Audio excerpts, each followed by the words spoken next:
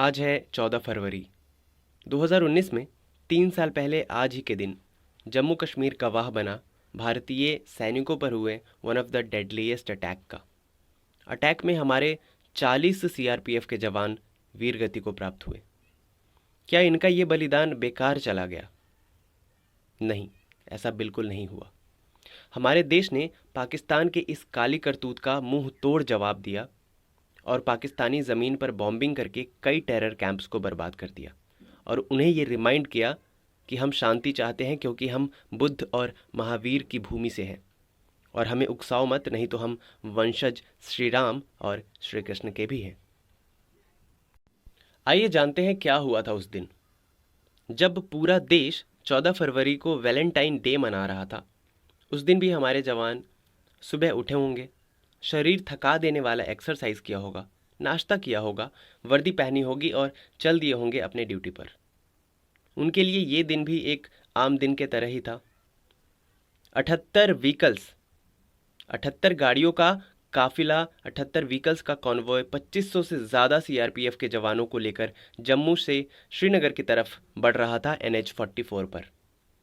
लगभग 3:15 पे लेथपुरा, जो कि अवंतीपुरा के पास है, सैनिकों से भरे एक बस को एक कार क्रॉस करता है जिसमें एक्सप्लोजिव भरे हुए हैं और फट जाता है।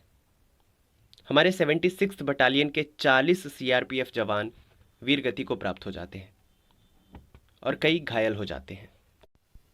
पाकिस्तानी टेररिस्ट ग्रुप जैश-ए-मोहम्मद इसकी जिम्मेदारी लेता है और हमलावर आदिल अहमद दार का वीडियो भी रिलीज करता है, जो काकापोड़ा का रहने वाला है, जिसने थोड़े ही दिन पहले ग्रुप को ज्वाइन किया था। इस अमानवीय हमले ने कई बच्चों को अनाथ कर दिया, कई पत्नियों से उसका सिंदूर छीन लिया, माता पिता से उसका सहारा छीन लिया। पर अब बारी हमारी थी। पाकिस्तानियों को भीखमंगा समझकर, उसे मोस्ट फेवर्ड नेशन का दर्जा देकर हम जो उसे खैरात बांटते थे, सरकार ने उसे अब रिवोक कर दिया। पाकिस्तान से जो गुड्स इंपोर्ट होंगे उन पर टैक्स 200% कर दिया। हमारी सरकार ने फाइनेंशियल एक्शन टास्क फोर्स यानी कि FATF से ये आग्रह किया कि मनी लॉन्ड्रिंग और टेररिस्ट एक्टिविटीज़ को फंड करने के लिए पाकिस्तान को ब्लैकलिस्ट किया जाए और अभी पाकिस्तान ग्रे लिस्ट का हिस्सा भी है और उम्मीद करते हैं कि बहुत जल्दी ब्लैक लिस्ट का भी हिस्सा बन जाएगा। और फिर उसके बाद किया एयर स्ट्राइक। जैश-ए-मोहम्मद के ट्रेनिंग कैंप्स पर हमारे इंडियन एयरफोर्स ने स्ट्राइक किया और 300 से 350 टेररिस्ट को मार गिराया। पाकिस्तान ने तो पहले काली करतूत की ही थी, लेकिन इसके बावजूद भी वो बिलबिला उठा और हम पर वापस हमला किया। इस बार उसके टेररिस्ट ग्रुप में हमला नहीं किया, इस बार हमला किया वहाँ के एयरफोर्स ने, जिसका जवाब हमारे एयरफोर्स ने दिया और उन्हें खदेड़ दिया। जब हमारे एयरफोर्स पाकिस्तानी एयरफोर्स को खदेड़ रहे थे, तो पाकिस्तानियों को खदेड़ते हुए हमारे इंडियन एयरफोर्स के शेर विंग कमांडर अभिनंदन वर्धमान पाकिस्तान में घुस गए। तकनीकी खामियों की वजह से उनका जेट वहीं गिर गया और उन्हें घेर लिया गया। अब इसका दुष्प्रचार ये किया गया कि पाकिस्तानियों ने हमारे विंग कमांडर के जेट को गिरा दिया है, बट ऐसा कुछ नहीं हुआ था।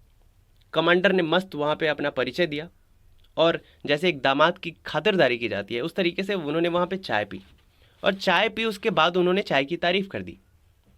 अब जब उन्होंने बोला कि द टी वॉज गुड, तो पाकिस्तानियों ने इसका भी दुष्प्रचार किया और कहा कि अरे वर्तमान तो डर गए और उन्होंने बोला कि चाय अच्छी थी।